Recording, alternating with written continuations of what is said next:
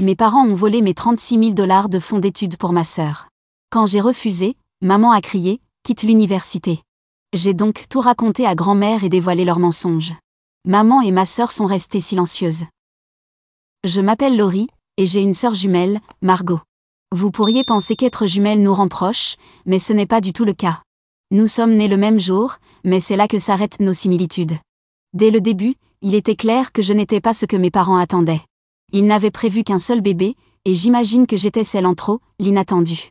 Margot ressemblait trait pour trait à notre mère, avec ses cheveux blonds et ses yeux bleus. Moi, je tenais du côté de mon père, cheveux foncés, yeux sombres qui rappelaient à tout le monde ma grand-mère, celle que ma mère n'a jamais vraiment aimée. La boutique de chaussures de grand-mère était mon refuge. Dès que j'y entrais, l'odeur du cuir et du cirage m'enveloppait comme une étreinte chaleureuse. Le bruit des talons claquant sur le plancher de bois me réconfortait, noyant le vacarme de la maison. Cette boutique était bien plus un foyer pour moi que notre petit appartement. « Voilà ma petite femme d'affaires », disait grand-mère d'un ton affectueux quand je débarquais après l'école. Son visage, marqué par les années, s'illuminait d'un vrai bonheur. Avec elle, je me sentais réellement aimée, réellement visible. J'ai commencé à l'aider à la boutique alors que j'étais encore toute petite, si petite que je ne voyais même pas par-dessus le comptoir. Grand-mère me hissait sur un tabouret pour que je puisse la regarder manipuler l'ancienne caisse enregistreuse. En grandissant, j'ai pris de plus en plus de responsabilités. À l'adolescence, je connaissais cette boutique par cœur. À la maison, c'était une toute autre histoire. « Laurie, pourquoi tu ne mets pas la même chose que ta sœur ?» soupirait ma mère en essayant de me faire enfiler une autre robe rose à volants. « Ça va tellement bien à Margot. » Je me regardais dans le miroir, me sentant ridicule avec un sweat à paillettes orné d'un gros phoque sur le devant. « J'ai l'air stupide », murmurais-je. En grandissant, les différences de traitement entre nous devenaient de plus en plus flagrantes. Margot était la petite princesse parfaite qui ne faisait jamais rien de mal. Moi, j'étais juste là. J'étais la travailleuse. « Laurie, tu dois travailler dur et réussir », disait mon père. « Comme ça, tu pourras nous aider et aider ta sœur. »« Mais on a le même âge. » protestais-je. « Pourquoi Margot ne devrait-elle pas, elle aussi, travailler dur ?» Ma mère me lançait ce regard, celui qui voulait dire que j'étais encore en train de faire des histoires. « Ta sœur a d'autres talents, » disait-elle. « Toi, tu dois te concentrer sur le sens des responsabilités. » Le sens des responsabilités ? C'était juste leur façon de dire « fais tout ce qu'on te dit sans te plaindre ». On vivait dans un petit appartement. Papa était agent d'assurance et maman vendeuse dans un magasin. L'argent manquait toujours, mais d'une manière ou d'une autre, Margot obtenait toujours ce qu'elle voulait, des vêtements neufs, les derniers gadgets. Peu importe ce que c'était, elle l'avait. La seule chose qui me donnait de l'espoir, c'était la petite réserve secrète de grand-mère. La mère de mon père avait donné pas mal d'argent à mes parents quand nous étions nés. C'était censé être pour nos études, à toutes les deux. « Souviens-toi, Laurie », m'avait dit un jour grand-mère alors que je dormais chez elle, « cet argent est pour que toi et Margot alliez à l'université. Ne laisse personne te dire le contraire. » Je m'étais accrochée à cette promesse comme à une bouée de sauvetage. C'était la seule chose qui me faisait croire que j'avais un avenir, que je n'étais pas condamnée à une vie de sacrifice et de dévouement envers les autres. À l'approche de notre 17e anniversaire, je nourrissais un petit espoir. Peut-être que maintenant qu'on était plus grande, nos parents allaient nous traiter plus équitablement. Peut-être qu'ils allaient enfin me voir pour qui j'étais vraiment, pas juste comme l'ombre de Margot. J'avais tout faux. Le matin de notre anniversaire était clair et ensoleillé. Margot dormait encore, probablement en train de rêver à la grande fête que maman préparait depuis des semaines. Moi, j'étais déjà debout, le ventre noué entre excitation et appréhension. Alors que je terminais mon toast, papa m'appela dans le salon. Son visage était sérieux, et il tenait une petite boîte métallique. Maman se tenait à côté, les lèvres serrées. « Laurie », dit papa d'un ton solennel, comme s'il s'adressait à une étrangère. « Il est temps que tu apprennes ce que c'est que d'être responsable et d'économiser. » Il me tendit la boîte. Elle était plus lourde qu'elle n'en avait l'air, froide au toucher. Une clé de coffre-fort. Une sensation de plomb m'envahit, comme une pierre qui coule dans l'eau. « Si tu veux aller à l'université, tu devras te débrouiller pour gagner l'argent, » dit maman. Sa voix était tranchante, glaciale, dénuée de toute émotion. Elle posa la petite boîte devant moi. « C'est pour que tu mettes tes économies. » J'eus l'impression de recevoir un coup de poing. Mon souffle se coupa, et pendant un instant, je ne pus rien dire. Quand je retrouvai ma voix, elle était faible et tremblante. « Et l'argent que grand-mère vous a donné pour nos études ? Il est tout. » La pièce sembla soudain plus froide. Les yeux de maman se plissèrent, et papa détourna le regard, soudain captivé par le mur derrière moi. Il n'y a pas d'argent pour tes études, Laurie, dit maman, sa voix aussi tranchante qu'un couteau. Tu devras te débrouiller si tu veux faire des études. Mon cœur s'emballa. Ce n'est pas possible. Mais grand-mère m'a dit. Comment sais-je, la tête pleine de confusion. Maman me coupa net. Sa voix était dure, menaçante. Tu ne diras pas un mot à ta grand-mère, c'est clair, lança-t-elle. Son regard me glaça le sang. Si tu le fais, je m'assurerai que tu ne la revois jamais. Tu comprends? J'avalai ma salive et hochai la tête, incapable de parler. Grand-mère était la seule personne dans ma vie qui m'aimait vraiment. La seule qui me faisait sentir importante, visible. L'idée de ne plus jamais la voir était insupportable. Je serrai la petite clé dans ma main, si fort que les arêtes me coupaient la paume, mais je ne ressentais presque pas la douleur.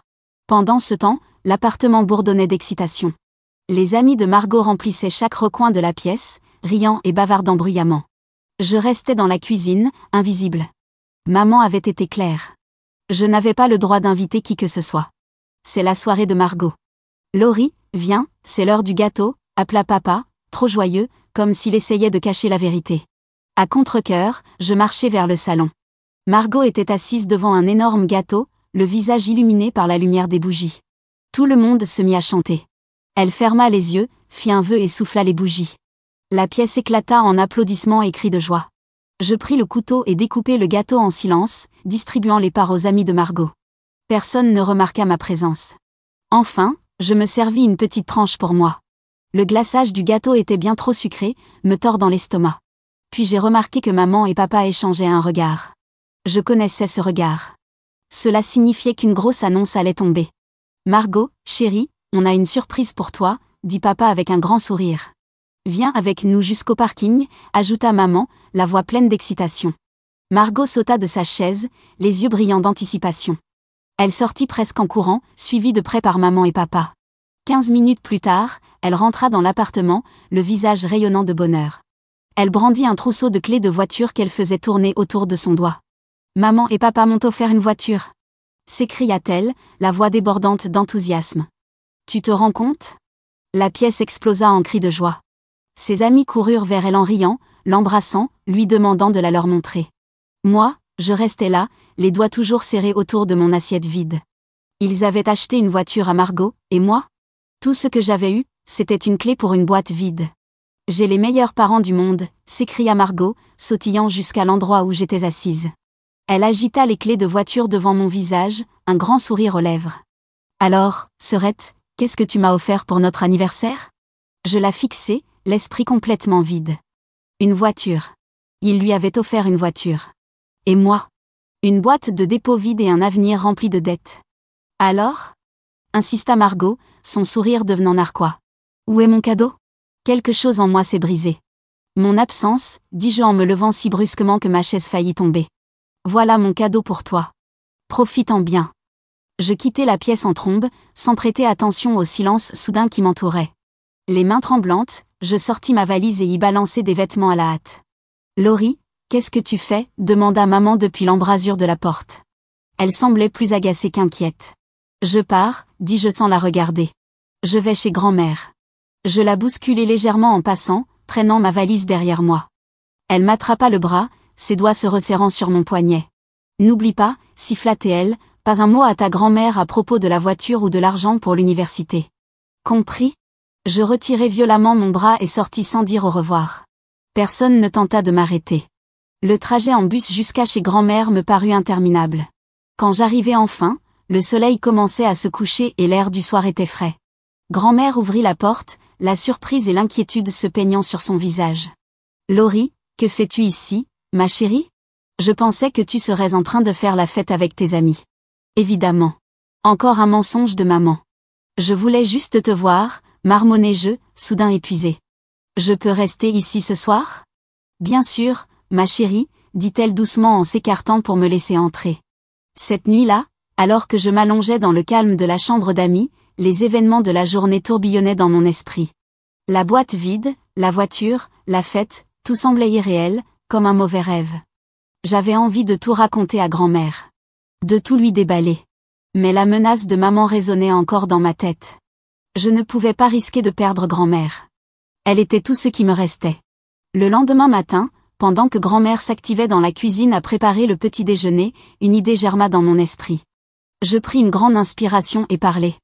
Grand-mère, je me demandais, est-ce que je pourrais peut-être travailler dans ton magasin? Genre, sérieusement? Je tentais de paraître décontractée. Et peut-être rester ici un moment. À la maison, avec Margot et tout, c'est un peu bruyant. Grand-mère se retourna, une spatule à la main. Son visage s'adoucit, et un sourire chaleureux illumina ses traits. Oh, ma chérie, bien sûr que tu peux. J'adorerais t'avoir à mes côtés plus souvent. Et juste comme ça, ma vie changea. Après l'école, je commençai à travailler dans le magasin de chaussures de grand-mère, apprenant tout sur le fonctionnement d'un commerce. Elle était patiente, me montrant comment gérer les stocks, traiter avec les clients difficiles, et bien plus encore. Chaque soir, nous fermions ensemble la boutique, puis rentrions à la maison. Grand-mère préparait le dîner, me posait des questions sur ma journée et écoutait vraiment mes réponses. Pour la première fois de ma vie, je me sentais vraiment aimée, vraiment importante. Les jours devinrent des semaines, puis des mois. Je ne retournai jamais chez moi. À vrai dire, je n'en avais aucune envie. Maman et papa ne m'appelèrent jamais. Ils ne prirent jamais de mes nouvelles. C'était comme si j'avais disparu de leur vie et ça ne semblait pas les déranger. Grand-mère insista pour me payer un vrai salaire, disant que je l'avais bien mérité. J'économisais chaque centime, observant mon compte en banque grandir lentement. Mais malgré la gentillesse de grand-mère, l'université semblait toujours hors de portée. Peu importe combien je mettais de côté, ce n'était jamais suffisant. Avant que je m'en rende compte, mon 19e anniversaire passa. Puis arriva la remise des diplômes du lycée. Je m'assis dans l'auditorium et regardai Margot monter sur scène lorsque son nom fut appelé. Maman et papa applaudirent bruyamment depuis la foule, les visages rayonnants de fierté. Quand ce fut mon tour, seule grand-mère applaudit depuis le fond de la salle, son enthousiasme comblant le vide laissé par l'indifférence de mes parents. Après la cérémonie, je regardai mes parents entourer Margot, lui offrir des cadeaux, la prendre en photo, l'embrasser comme si elle était la plus belle réussite de leur vie. Ils ne me jetèrent même pas un regard. Ça faisait mal. Mais à ce stade, j'y étais presque habituée. Tu as été formidable, ma puce, dit grand-mère en me serrant fort dans ses bras. Je suis tellement fière de toi. Sur le chemin du retour, je pris une grande inspiration. Mon cœur battait la chamade alors que je prononçais enfin les mots que je gardais enfouis depuis des mois. Grand-mère, je crois que je ne vais pas aller à l'université cette année. Grand-mère fronça les sourcils, confuse. Mais pourquoi, ma chérie, demanda-t-elle. J'ai donné de l'argent à tes parents pour payer les frais de scolarité pour toi et Margot. Il devrait y en avoir largement assez pour que tu y ailles. Mon estomac se noua. La menace de maman résonna à nouveau dans ma tête. Je cherchais une excuse. Je veux juste économiser un peu plus avant, répondis-je, espérant que ma voix reste stable. Je veux pouvoir louer un appartement près du campus, payer mon propre logement, tu sais, être plus indépendante. Grand-mère me fixa un moment, les yeux plissés. Je retins mon souffle, espérant qu'elle ne voie pas à travers mon mensonge. Finalement, elle hocha la tête. C'est très mature de ta part, Laurie, dit-elle. Si c'est ce que tu veux, je te soutiendrai. Je soupirai de soulagement. Et c'est ce que je fis. Tandis que Margot faisait ses valises pour l'université, achetait des vêtements neufs, des fournitures pour sa chambre, tout ce dont elle avait besoin, moi je me plongeais dans le travail. Chaque journée passée au magasin m'apprenait quelque chose de nouveau, pas seulement sur les chaussures, mais sur la vie, le commerce et moi-même. Vivre avec grand-mère et travailler dans la boutique était devenu ma nouvelle routine. Chaque matin, je me levais tôt pour l'aider à préparer le petit déjeuner, puis nous partions au magasin. L'odeur du cuir et du cirage, qui autrefois était mon refuge, était maintenant mon quotidien. Je travaillais avec une concentration que je ne m'étais jamais connue. Pendant la journée, j'aidais les clients à trouver la paire parfaite, gardant le sourire même face aux plus difficiles. Le soir, après la fermeture de la boutique, je passais la serpillière, je réorganisais les présentoirs et je m'assurais que tout soit parfait pour le lendemain. Tu as vraiment un don pour ça, Laurie, disait grand-mère, en m'observant gérer un retour compliqué ou convaincre un client d'acheter des produits d'entretien pour chaussures. Au fil des mois, elle avait commencé à m'apprendre davantage sur le commerce. J'ai appris à gérer les stocks, équilibrer les comptes et remplir les papiers administratifs. Ce n'était pas toujours facile, mais j'absorbais chaque leçon comme une éponge. Tu sais, tu pourrais diriger cette boutique un jour, m'a-t-elle dit un soir alors qu'on passait en revue les comptes mensuels. Tu as un vrai esprit d'entreprise, comme ton grand-père. Ces mots m'avaient rempli d'une fierté que je n'avais jamais ressentie auparavant. Pour la première fois de ma vie, quelqu'un voyait du potentiel en moi. Mais même si je me donnais à fond dans le travail, mon rêve d'aller à l'université ne s'était jamais éteint. Chaque chèque de paie que je recevais, je le mettais de côté, ne dépensant que le strict nécessaire. Ce n'était pas facile. Je voyais des filles de mon âge passer devant la boutique avec des sacs de shopping, riant entre amis. Je les regardais essayer de jolies chaussures que je pouvais m'offrir avec ma remise d'employé, mais je choisissais de ne pas les acheter. Chaque fois que je refusais une sortie ou une nouvelle tenue, je me rappelais mon objectif. L'année était passée dans un tourbillon de boîtes à chaussures, de reçus et d'économies. Et puis un jour, j'ai vérifié mon compte en banque et je suis resté figé devant le chiffre affiché à l'écran. J'y étais arrivé. J'avais économisé assez pour l'université. Les mains tremblantes, j'ai pris mon téléphone et composé un numéro que je n'avais pas appelé depuis un an. Après quelques sonneries, maman a répondu, surprise. Allô? Salut maman, ai-je dit, en tentant de garder ma voix calme. Je voulais juste te dire que j'ai économisé assez pour l'université. Je vais m'inscrire pour le prochain semestre. Il y a eu un long silence. Puis maman a parlé. Pourquoi tu ne viendrais pas à la maison? On devrait en discuter en personne. J'ai accepté, le ventre noué par un mélange d'émotions. Après avoir raccroché, j'ai croisé mon reflet dans la vitrine du magasin. La fille qui me regardait n'était plus celle qui avait fui un an plus tôt. Elle était plus forte, plus assurée. Quand je suis entrée dans mon ancien appartement, quelque chose clochait. L'odeur familière de chez moi avait disparu. Elle avait été remplacée par celle de la peinture fraîche et des meubles neufs. Maman m'a accueillie avec un sourire forcé et m'a rapidement fait entrer. Laurie, ma chérie, viens voir ce qu'on a fait de l'appartement, a-t-elle gazouillé, me guidant dans le salon. Papa suivait, hochant la tête pendant que maman me montrait chaque détail, le nouveau canapé, la table à manger luxueuse, les décorations coûteuses. Puis on s'est arrêté devant ce qui était autrefois ma chambre. Je me suis figée. La porte s'est ouverte sur une pièce parfaitement décorée, sortie tout droit de Pinterest. Mais elle était clairement pensée pour une seule personne. On a engagé une décoratrice d'intérieur, a dit maman avec un grand sourire. N'est-ce pas parfait pour Margot? Je suis restée là, me sentant étrangère à mon propre passé. Où sont toutes mes affaires?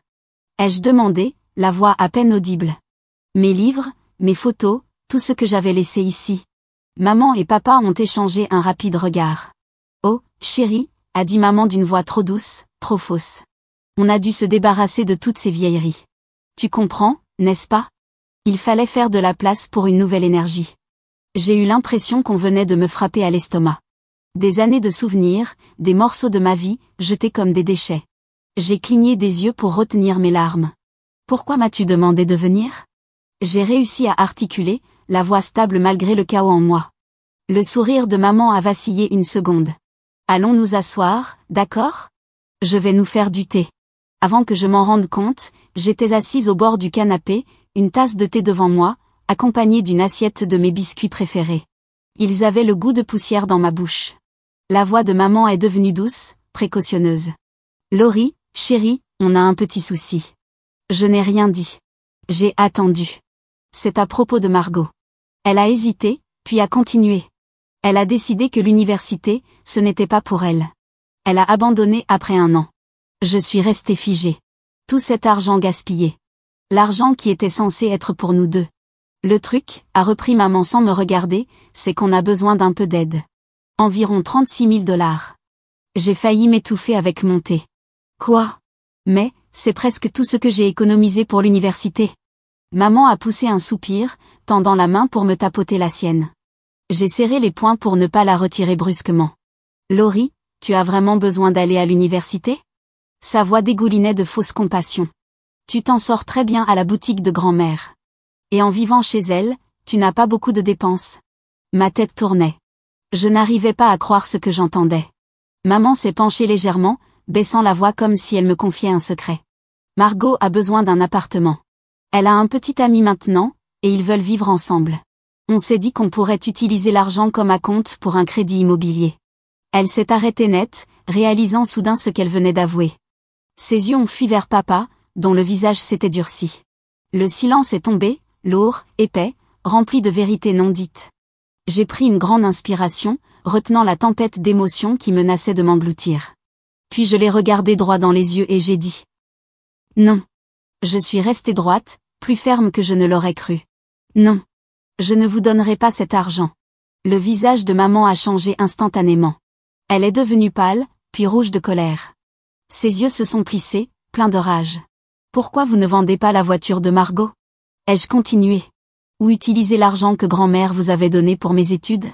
Les lèvres de maman se sont retroussées et elle a craché ses mots avec venin. Il n'y a plus d'argent, Laurie. Chaque mot m'a frappé comme un coup. On a tout dépensé pour la voiture de Margot, les rénovations de la maison, les nouveaux meubles, les vêtements. Et maintenant, la voiture est bonne pour la casse. Margot a eu un accident en conduisant ivre. L'assurance ne couvre rien. J'avais la nausée. Tout cet argent destiné à mon avenir, envolé. Gaspillé dans le luxe, l'insouciance, et les choix irresponsables de Margot. Mais maman n'avait pas fini. Sa voix est redevenue douce, horriblement mielleuse. En plus, dit-elle d'un ton doucereux, les filles n'ont pas vraiment besoin d'aller à l'université. Tu devrais te concentrer sur le fait de trouver un bon mari. La façon désinvolte dont elle a balayé mes rêves, mon travail acharné, tout mon avenir, a allumé un feu en moi. Et moi, dans tout ça? Ai-je demandé, la voix tremblante de colère et d'incrédulité. Et mes envies à moi? Ma mère fit un geste de la main, comme pour chasser une mouche agaçante. On pense à toi, Laurie. Cet appartement sera à toi quand nous ne serons plus là. Ce n'est pas suffisant? Je n'ai pas pu m'en empêcher. J'ai ri. Un rire froid, amer. Je ne veux pas de votre appartement. Je veux une éducation. Le visage de ma mère se tordit de rage, devenant presque méconnaissable. Elle s'approcha, la voix basse, menaçante. Tu vas faire ce qu'on te dit, Laurie. Donne-nous l'argent, maintenant. Mais quelque chose en moi venait de changer. La peur qui m'avait paralysée si longtemps se fissura, puis vola en éclats. Pour la première fois de ma vie, je n'avais plus peur d'elle. Avec une rapidité qui me surprit moi-même, je me suis glissée sous son bras tendu et j'ai couru vers la porte. Leur voix me poursuivait dans la cage d'escalier, une tempête de menaces, d'injures, de supplications désespérées. Mais à chaque marche descendue, leurs mots perdaient de leur pouvoir. Une fois dehors, l'air frais du soir m'a fouetté le visage, me ramenant à la réalité comme une gifle glacée. Mon esprit tournait à toute vitesse. Puis, comme un éclair, une pensée m'arrêta net. Pourquoi n'avais-je jamais parlé à grand-mère de l'argent? L'argent qu'elle avait donné à mes parents pour mes études, qu'ils avaient gaspillé pour Margot. J'étais restée silencieuse par peur. Peur que maman mette sa menace à exécution et m'empêche de revoir grand-mère. Mais j'avais 19 ans maintenant. Une adulte. Il ne pouvait plus me contrôler. Il ne pouvait plus décider qui j'avais le droit de voir. Et pour la première fois depuis longtemps, je savais exactement ce que je devais faire. Je suis rentrée chez grand-mère, et avant même de pouvoir me retenir, les mots ont jailli comme une digue brisée. Je lui ai tout raconté, l'argent qu'elle avait donné à mes parents pour que Margot et moi allions à l'université, comment ils avaient tout dépensé pour Margot, comment ils m'avaient fait tout payer moi-même, puis avaient voulu me voler ça aussi. Grand-mère écoutait, son visage s'assombrissant à chaque mot. Quand j'ai enfin terminé, elle resta silencieuse un long moment, les mains crispées sur ses genoux. Puis, d'une voix basse et furieuse, elle murmura. Ces menteurs manipulateurs. Elle inspira profondément et secoua la tête. Laurie, je suis tellement désolée. J'aurais dû vérifier ça depuis longtemps. Avant que je puisse répondre, elle était déjà debout, téléphone en main. Je la regardais, à la fois impressionnée et un peu effrayée, composer le numéro de mes parents. Ce qui suivit, ce fut comme regarder un orage se former. Au début, mes parents nièrent tout. Mais grand-mère ne lâchait rien. Sa voix devenait de plus en plus tranchante à chaque excuse, montant d'un cran à chaque mensonge. Finalement, ils craquèrent. « Comment oses-tu » hurla mon père dans le combiné. « Laurie, petite ingrate, sale balance. » Les yeux de grand-mère lancèrent des éclairs. « Ne parle pas d'elle comme ça, cracha-t-elle. » Puis, sans un mot de plus, elle raccrocha. Elle se tourna vers moi, son expression s'adoucissant. « Laurie, ma chérie, je te le promets, je vais protéger ton avenir. Tu concentres-toi sur tes rêves, je m'occupe d'eux. » Les semaines suivantes passèrent à toute vitesse alors que je me plongeais dans les dossiers d'inscription à l'université. Pour la première fois de ma vie, je poursuivais mes rêves, libre de toute emprise familiale. C'était presque irréel. Puis, un après-midi, sans prévenir, mon téléphone sonna. C'était Margot. « Coucou, sœurette », lança-t-elle d'un ton joyeux, comme si rien ne s'était passé entre nous. « J'ai besoin d'un petit service. Tu pourrais me prêter $6 000 ?» J'ai failli m'étouffer. « Pourquoi faire ?»« Il y a un super cours en ligne, » répondit-elle, tout excitée. « Ça apprend aux femmes à séduire des hommes riches. Je vais me trouver un millionnaire, devenir riche rapidement. Je te rembourserai, promis. Je fixai mon téléphone, abasourdi. Margot, c'est insensé. Et dégoûtant. Je ne vais pas financer ça. Oh allez, ne sois pas coincé, gémit elle. J'ai quitté Patrick, et je ne veux pas d'une vie banale et ennuyeuse. Je veux du luxe, de la richesse. Non, ai-je dit fermement. Absolument pas. Ne me rappelle plus pour ce genre de choses. J'ai raccroché, ressentant un étrange mélange de pitié et de dégoût. Ce fut la dernière fois que j'ai parlé à Margot ou à mes parents. Les mois passèrent, et j'ai commencé mes études en gestion d'entreprise. Chaque jour était un cadeau, j'apprenais, je grandissais, je devenais la personne que j'avais toujours rêvé d'être. Un week-end, grand-mère est venue me rendre visite. Alors que nous étions assises dans ma petite chambre universitaire, elle me sourit, puis laissa tomber une bombe, l'air de rien. Tes parents ont dû vendre l'appartement, dit-elle. Ils sont noyés dans les dettes. Des prêts qu'ils ont contractés pour les idées farfelues de Margot. J'ai eu le souffle coupé. Qu'est-ce que tu leur as dit? Un sourire lent, satisfait, se dessina sur son visage. Je leur ai dit exactement où aller. Je leur ai rappelé comment ils t'ont traité, comment ils m'ont menti. Puis je leur ai dit qu'ils ne sont plus mon problème. Je la serrai fort dans mes bras, les yeux embués de larmes. Merci, grand-mère. Pour tout. De croire en moi. De m'avoir défendu. Je ne sais pas où je serais sans toi. Elle me serra contre elle, me caressant le dos comme elle le faisait quand j'étais petite. Alors qu'on restait là, toutes les deux, une profonde paix m'envahit. Le chemin n'avait pas été facile, et je savais que d'autres épreuves m'attendaient. Mais pour la première fois de ma vie, j'étais libre. Libre de toute manipulation. Libre des attentes injustes. Libre d'être moi-même.